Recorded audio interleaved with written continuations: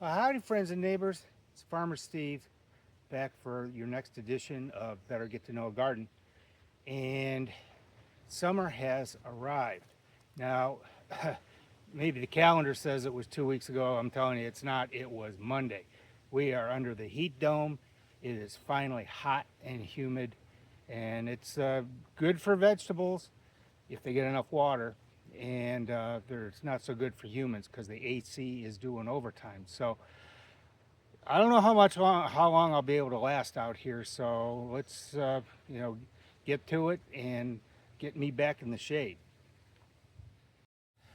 Okay, the asparagus patch, it's getting done. You can see the ferns are starting to come up, and when they come up all spindly and look fern-like, that means they're done. But we still do have some big boys down there coming up. You can, I don't know, if you use your imagination, there's one right over there. There's a couple over there. We're still getting a decent yield out of them. I cut them about every other day, and they've been really good. The extra mulch and fertilizer I put on there is definitely paying off.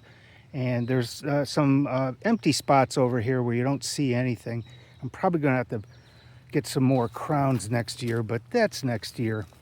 Here's the peppers. Of course, they love this weather. They just love this weather. Give them a little water. And this is the Brussels sprouts. Now, I put up this fancy netting here to keep the cabbage lopers off, and it has been doing a great job. Normally by now, these things would have just been eaten up by the loper caterpillars. Oh, let's see, this guy, he definitely needs some water. Yeah, the sprinkler doesn't quite come over this far, so got to get him here in a minute.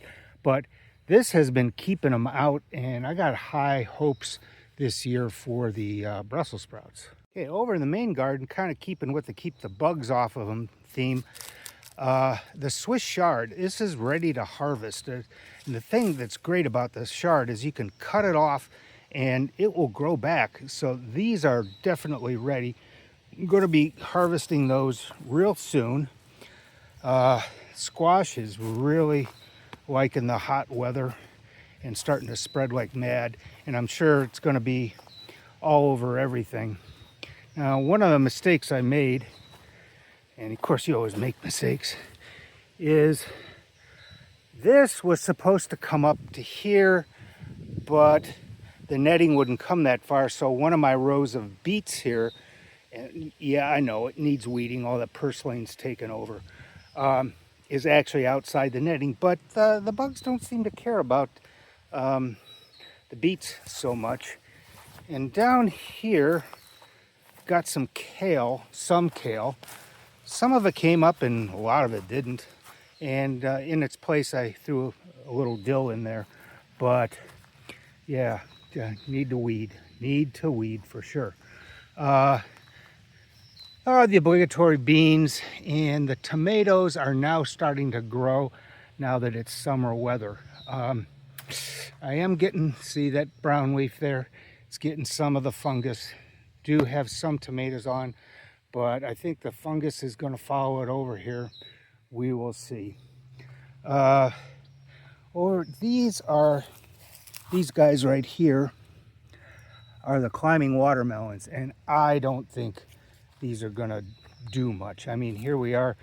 It's 2nd of July, and at this rate, they are just not going to climb, and they are not going to make it.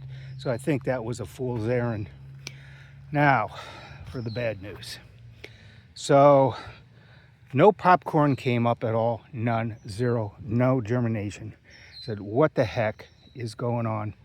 So in this row here, I planted some more popcorn, and just to see if there's an overall germination problem, I planted some beans and some squash, and with very mixed results. So I think that there's something in this soil, and it may be too much gypsum that I put in there several years ago. It is preventing germination, at least, substantially. So The only thing that's growing down here is weeds right now and a few beans, but we're not excited about those.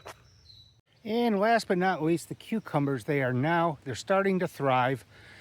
And you can tell how cool a spring it was because normally by now we're getting cucumbers, and these are at least a week to 10 days away, probably closer to 10 days. And they're just now starting to flower and do their cucumber thing. Oh, one thing I did forget to tell you last time, one of the new things that we planted, or I planted, these are ground cherries. They're kind of like a tomatillo. They grow all pretty good size, probably up to, here or so into a bush. And they get these red, they look like cherries, but they're yellow. And when they are ready to pick, they actually fall off. So, when they're ready to pick. And you're supposed to have like a tangy, citrusy, pineapple-y taste. So, kind of excited about those. And that's it. It's a quick one, but it's all I can take. I'm going to water and maybe pull a couple weeds, but I have to wait for cooler days. And with that, happy 4th of July, happy 250th, no matter where you are, and we'll see you on the next one.